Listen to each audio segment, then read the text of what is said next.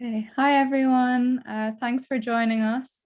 We moved to Zoom instead of Facebook just because Facebook sometimes has some technical difficulties. I'm here with Jeremy, and if you have been to any of our webinars before, you've probably seen our faces or definitely heard our rambling voices. So welcome. Could I just ask that everyone keeps themselves muted, and then if you have a question, you can pop it in the chat box, or alternatively, if you just wait till the end of the PowerPoint, then we can answer your questions here and now instead. Jeremy, are you here? I'm here. Yep. Thank you, Sarah. Thanks very much. And thank you everyone for joining us from wherever you are and whatever time you are. We're based in Dublin, Ireland, as you may know. So we're at the end of our day here, but thank you for joining us on this month's webinar. Okay, perfect. I'm just going to share my screen now. So we're going to be focusing on the Camino for first timers. So let me know if you can see that. Can everybody see the screen? Yeah, okay, I see some nodding. That is good. That's what we like to see. You'd think we'd be used to these screens by now. So yeah, this is more going to be focused on if it's your first time doing the Camino, some of the common questions and what you need to know. But again, if you have any questions, you can ask at the end. So we'll kick off. So we have got, yeah, there we go. All right. So what we're going to do is we're just going to take you through a little bit of what we do, especially if it's your first time here. And then we'll launch into the Camino for first timers. So Jeremy, if you would like to take it away in your best presenting voice. Perfect. Thank you very much, Sarah. So we are CaminoWays. So we've been organizing tours on the Camino de Santiago and other routes for about the last 12 years, going on 13 years now. So we have a great team of people in our office in Dublin who will help you with all your Camino inquiries and get you on your way. And what do we do is specifically, we do walking and cycling tours on the Camino de Santiago. That's on all routes of the Camino, which I think we'll go through briefly later. And guided and self-guided. Majority of people who come on our tours would be self-guided, which means that we would organize all your accommodation and your luggage transfers. You just arrive at your hotel and you start walking the next day. Guided is we do some guided tours there on specific dates and specific months on specific routes, and you can buy into those guided tours. They're generally about 20 people on those tours with our own guide, who's a local English-speaking guide, and you join up with another group of people walking that route. We offer accommodation in hotels. We don't offer accommodation in hostels, so hotels from kind of basic level hotels up to 5-star plus. So all the accommodation we offer will be en suite with private rooms, and breakfast is always included as well, and dinner is included if you're in a small village or town, not included if you're in a large town or a city. What people really like us for is our luggage transfers. So that's essentially we pick up your main bag and we bring it to your next hotel as well. That's a really excellent service that we provide. It works very well as well. And that means you just have to carry your day pack during the day. So that's really good. We do have a 24-hour assistance number, which if you have any problems with your hotel or your luggage transfer or anything that is part of the booking, you can call that number and we will assist you in every way to sort that problem out. And yep, that's essentially what we do. We do a lot more than that, but in essence, that's what we provide. Okay. Yep, so I said we'll have a quick look at the routes, and here you are. So here you have a map of Spain and Portugal and southern France. So on this, you can see the Camino de Santiago routes that generally we work on. The most popular one we'll start with is the French way, and that is the route going from Saint-Jean-Pied-de-Port. So it's known as the French way because it kind of starts in France in Saint-Jean-Pied-de-Port. You spend the first day walking across the Pyrenees and coming into Roncesvalles, and then you continue along the French way through Pamplona, Logroño, Burgos, Lyon, and coming to Sarria, which starts up the last 100 kilometers, eventually finishing in Santiago de Compostela. This is by far and away the most popular route, specifically the last 100 kilometers into Santiago de Compostela. It's a fantastic route. It's very well resourced with hotels, with hostels, with cafes en route, lots and lots of people walking it, very well signposted. as most of them are. But by far, this is the best resource route. And if you're coming on the Camino for the first time, definitely one we'd recommend. The second most popular is the Portuguese route. So you can see that it's in purple. It's coming up from Lisbon to Porto and then finishing in Santiago de Compostela. For this route, not a lot of people do it from Lisbon to Porto, but definitely from Porto to Santiago de Compostela is very, very popular. We provide the coastal way on this.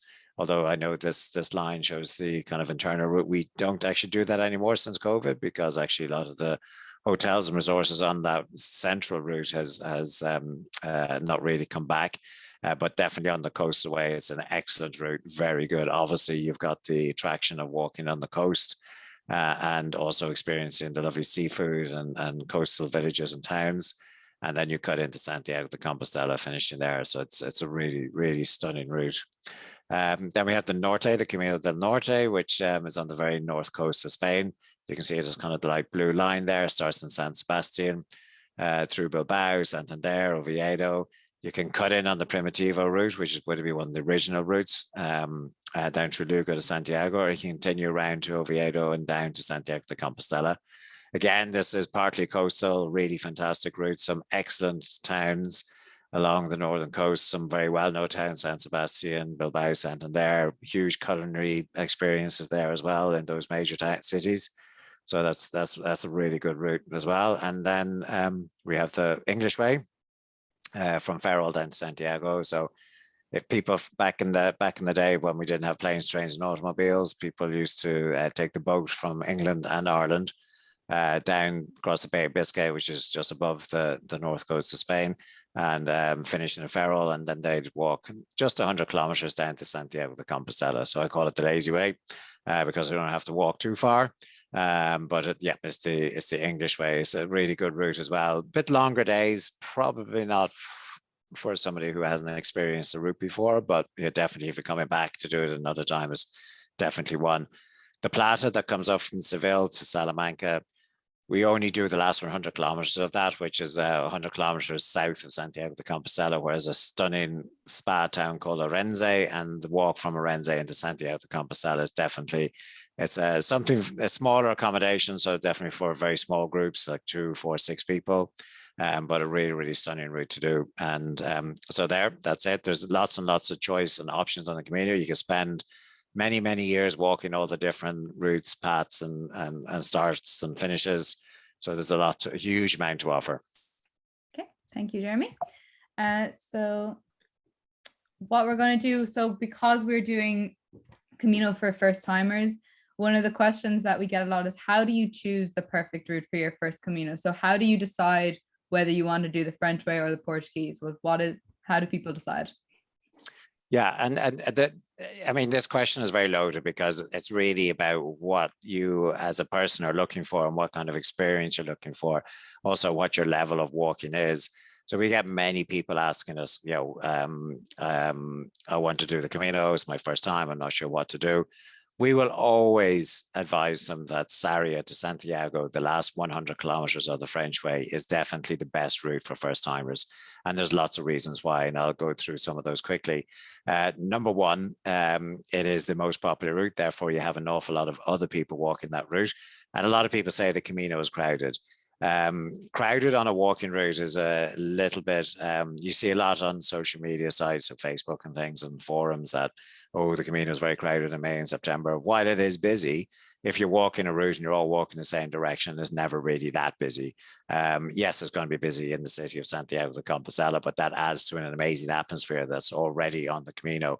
But yes, May and September are the busiest months. If you can avoid those months, it's probably a good thing. But for first timers, it's always good to have lots of people around you and show you the way and help you out. And that's part of the essence of the Camino as well.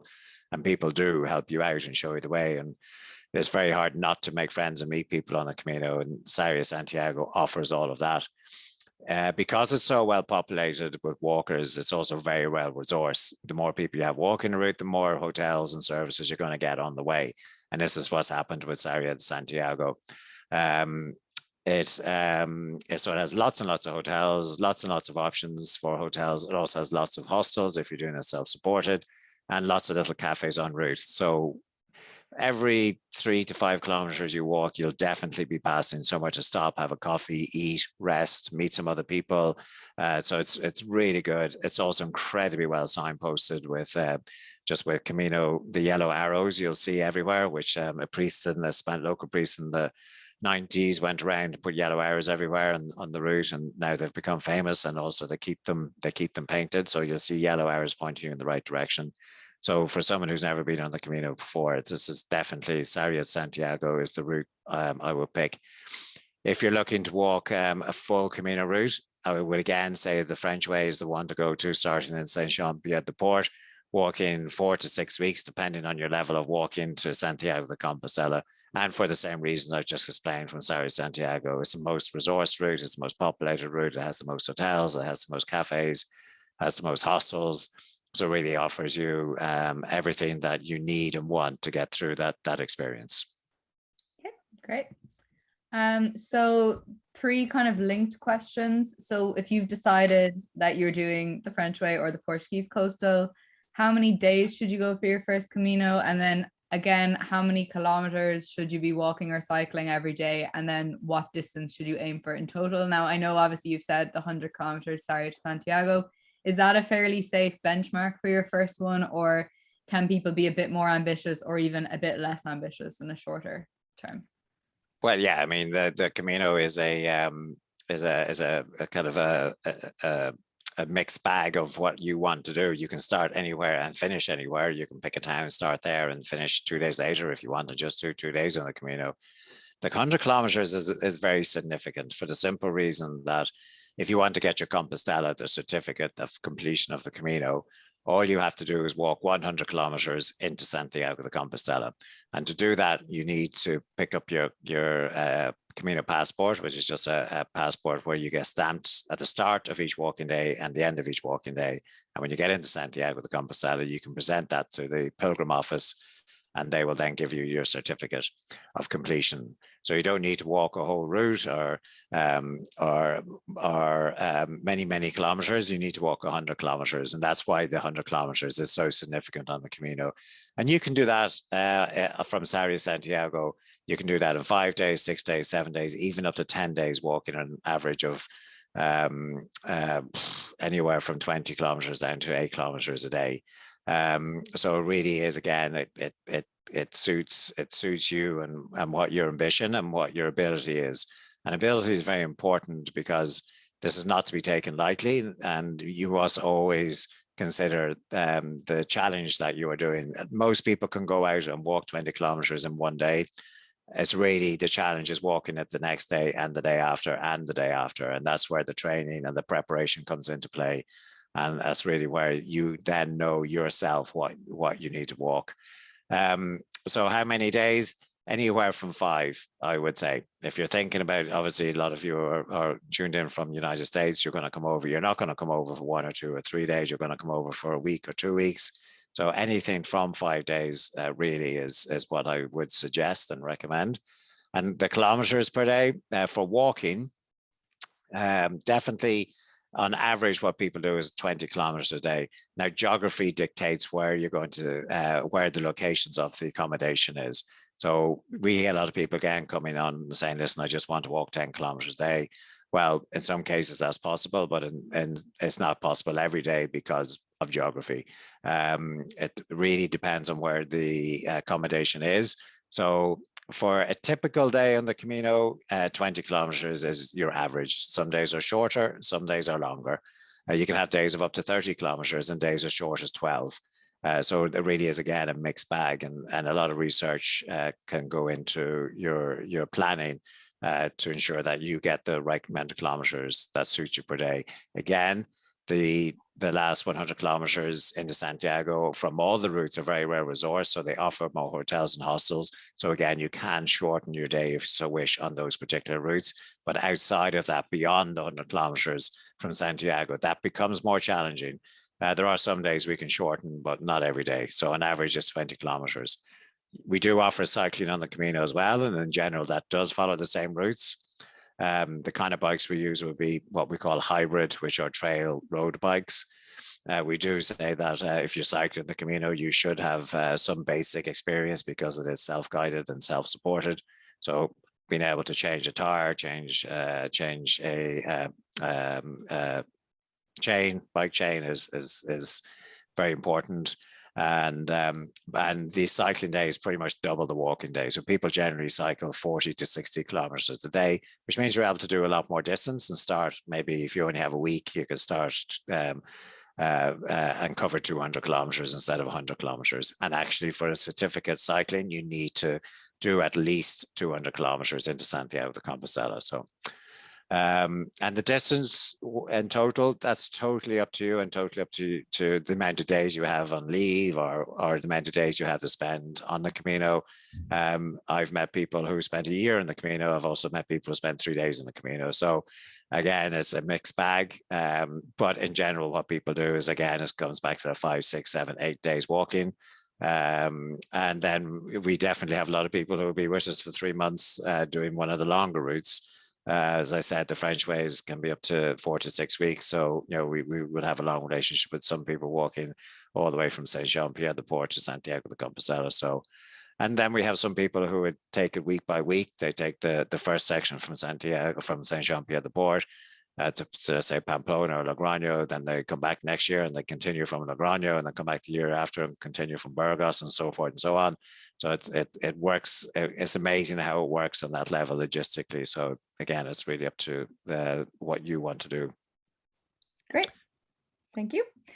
And then we've got, so your day to day when you're carrying, I know we have luggage transfers, but what does someone need to bring or pack for the Camino in general? And then what do they need to bring on a day-to-day basis? Do they have to carry everything they need with them, or what do you need to bring with you every day?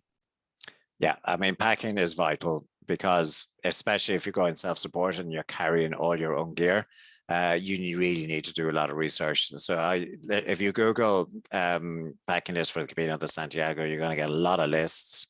And again, it's really what you choose to do. So I always start with what you wear during the day. What you wear during the day, you don't need a lot of spares because with the tech hiking clothing you get these days, it's very durable, very easy to wash. You wash it, it's going to be dry in an hour. And so you only need maybe 1 or 2 changes of shirts and trousers, shorts, and let's talk about the boots. The boots are vital. The boots are walking shoes. They've got to fit you. They got to be right for you. You got to use them well in advance before you go, and you got to do a lot of research on that. So where do I go and what do I do to do that? Every country has an excellent outdoor store, and it is. I can see a lot of people here from the US, so I specifically mentioned that. In the US, you have stores called REI, and they sell outdoor adventure clothing and gear. They are also excellent and very well educated on what people need when they go in specific heights, whether you're going to climb Mount Everest or going to do the Camino. These guys are going to tell you what you need and what kind of backpack, what kind of weights, what kind of stuff you need. And they're really good at it. They're not going to oversell you because they're professionals, and they will tell you the right kind of gear. So my advice to everyone from America is go to REI. They're really good there. I've got absolutely no connection with them. We don't get sponsored by them in any way. I just know that they're, because I've been over there and I've talked to them and I've met them and they're excellent. And every country has the same. The UK, you've got Cotswolds Outdoor. In Ireland, we have our specific ones as well. So I would definitely go to one of these outdoor adventure stores, say to them exactly what you're doing, and they'll tell you exactly what you need.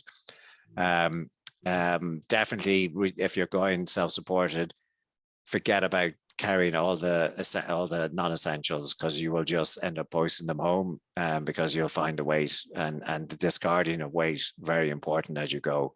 So keep the weight off your back, keep the weight out of your backpack, and only bring your essentials. We do have packing lists on our website as well. If you just use the microphone, the magnifying glass on the top right hand corner of a website, you can click in there and just type in packing list or what do we need to bring on the Camino. It's going to give you links to information on that. And for us, as I said in the beginning, what we do is we carry your main bag. So with that, it's the reverse. You can bring pretty much everything except the kitchen sink. And we will carry your bag and bring it to your next hotel. And that means you just have to have a day pack. And in that day pack should be 10, 15, max 20 liter backpack. just with your daily essentials, your sun cream, spare hat, always spare socks. I always say a little towel in case you want to dip your feet into one of the many rivers that traverse the Camino. Oh, it's a lovely thing to do, just to sit by a river and put your feet in after a couple of hours walking. But then you need to dry your feet and put your socks back on, your boots back on. So that's important.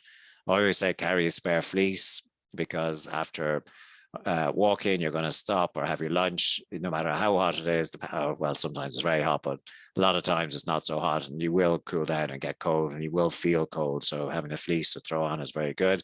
And obviously very light, good rain gear that you can get on quickly and protects you from any rain that may happen during your experience on the Camino. And it can rain any time of the year. Obviously, it's more risk autumn, winter, summer, springtime. There's a high risk of rain. Summer, not so much. But you know, it's you can get weather charts as well, and you can see what the average weather is like on the Camino in the different parts. So yeah, your packing is very important. Do a lot of research on it. Don't bring anything you don't need. Be brutal on yourself when you're packing, because if you feel like you're not going to use it, don't bring it. Your phones these days are excellent for maps and for information. So download all that onto your phone. Use the apps that are available. They're all very good. They'll use the reviews on those apps to ensure that you get the right one. If you're going with us, again, we provide you with that information and links to the maps and everything. So that works as well. So you don't need to carry maps and compasses and all sorts of things like that. And if you are booking with us, as you go through the process, obviously we're there to answer any questions you have as a first timer specifically. And every question is important that you have, and it's very important that you ask them. Great, thank you. And so if you're traveling, so whether you're coming from Ireland, the UK, America, or elsewhere, obviously you need to get to the north of Spain and to whatever your starting point is. So what's the best way to get to Galicia? Obviously taking the flying to Spain out of it. And then how do you get to your starting point as well? So let's say you can only fly to Madrid from wherever you're most people, especially when they first do the Camino, want to finish in Santiago de Compostela or do one of the last 100 kilometers into Santiago de Compostela. So the best airport to arrive and leave from is Santiago de Compostela. Some people say, "Oh, will my surprise be spoiled if I fly into Santiago de Compostela?" The quick answer is no, because it's situated outside the city. You can hop in a taxi, or if you're with us, you can get a private transfer if you wish to your first hotel, whether that's in Sarria or in Bayona on the Portuguese way, wherever you're going, because it's only 100 kilometers, which isn't essentially very far after you arrive. Coming from the US, you're probably going to have to fly through a major international hub in Europe, whether that is Barcelona, Madrid, Dublin, even Charles de Gaulle in France. Yeah, so you will have to kind of go through an international hub and connect into Santiago de Compostela. If you're doing any other routes, there are lots of airports kind of dotted around northern Spain. So we have San Sebastian, Bilbao. There's a little airport in Pamplona, which is actually getting bigger. If you're starting in Saint-Jean-Pied-de-Port, so that's in France, best to fly into Biarritz, which is in southern France. So fly there and then transfer to Saint-Jean-Pied-de-Port. But generally, there is good access to all parts of the Camino. No destination works if it doesn't have access, and that's why tourist destinations can be very popular because of the access that they can get. The transfers you get when you arrive at the airport, if you need to get somewhere, every airport has loads of taxis. Some of them have buses. How do I find that out, and where do we get that information? There's an amazing website called Rome to Rio. So it's www.cityrome2 rio.com. If you put in your start point and end point of anywhere in the world, it's going to give you how to get there. So it's a really excellent reference. It gives you public transport, it gives you trains, it gives you buses, it gives you hire car companies, everything you kind of need to know. So that's a really good reference point. And again, the team at CaminoWays will also help you out there if you have a specific question on a specific location. Great, thank you. I've just noticed that there are 8 minutes left in the meeting, so I'm just going to go into our questions. I see there's a few in the chat box. So let's see. I'm sure you can see it as well, Jeremy, but I can. Yep. So the first one maybe from Cindy. How Yeah, will so Cindy, yeah, I um, can take that. Sorry, Sarah. Cindy, how will we know, how will we know how to find accommodation that you have booked? Will we need to track our own GPS or do you provide directions? So that's specific that if you're booking with us, and the answer is yes, we do provide the information of the location of your hotel. So once when you make a booking with us, it immediately, even if it's for 2023, we start working on that booking. And we have a new system where you will get access to essentially your booking and you'll see what is booked every day. So obviously the Camino has many moving parts. For example, if you're coming for 8 days, you're doing 7 days walking, you're going to have 7 hotels, you're going to have 7 luggage transfers, meals, and things like that. So each of those are booked individually. And that's why we have a team to do that. When the booking is complete and finished, you do have access then, and you can download the information. And on that is the name of the hotel, the address of the hotel, the GPS location of the hotel, a link that you can use on your phone to map yourself to the hotel. So it does work very well and it can be easy. People think when they're walking the Camino that all the hotels are on the trail, but please don't forget you will be walking into a town, and a town is a town, and town has many streets and little side streets. And the Camino isn't the yellow brick road that runs through the town. It kind of finishes at the edge of the town and restarts at the other end of the town. So when you get into the town, you need to locate your hotel, and that's where the mapping and everything comes into play. And you will be able to use that on your phone. Great. So what is a good budget for 4 weeks if you're walking the Camino and your day-to-day expenses? Yeah, good question. So just to give you an example, if you're going self-supported, staying in hostels, a hostel will cost you anywhere from 5 to 15 euros per night. Food is very inexpensive. You can buy food in the local shopping centers and go back to the hostel and cook it. Or in every hotel or every restaurant on the Camino, there are what they call the pilgrim menu. And the pilgrim menu is a 3-course meal, very simple starter, simple main, simple pudding. And that usually costs anywhere between 12 and 15 to 20 euros. Of course, you can go totally up market as well. But if you're spending around,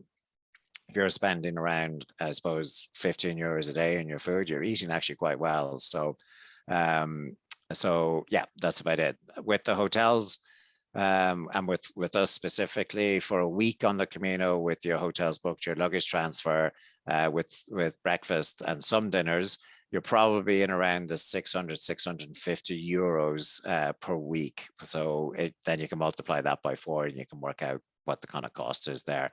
If you're looking for a quote, just send us an email, tell us where you want to start and finish, and we'll quote it up for you. If you're going self-supported, I would say you want to budget around 35 euros a day at a minimum. And if you want to be a bit comfortable, some nights maybe go up to maybe 80 to 100 euros a day. Yeah. Great. A 70-year-old fairly fit and training now. Is Saria to Santiago bonkers? It's a very hard question to answer, sorry, because I don't know you and I don't know your fitness levels. If you're training, it sounds like you're up, active and about. The thing about your 20 kilometers a day, you have a lot of time to do it. It's not that, well, everywhere is hilly. There's no such thing as a flat walk. So you'll always be moving up and down, but there's nothing extreme on the Camino that's really going to strain you going up a serious ascent or down a descent. So yes, get training now, get out there, try and do consecutive days walk, build up your kilometers every day. So if you're walking 5 kilometers a day, go out and walk 6 kilometers tomorrow and 7 kilometers the next day. But that consecutive days is very important. And definitely build on your training and try and carry a bit of extra weight in your backpack. So when you get out there, it's not so heavy when you're actually carrying it.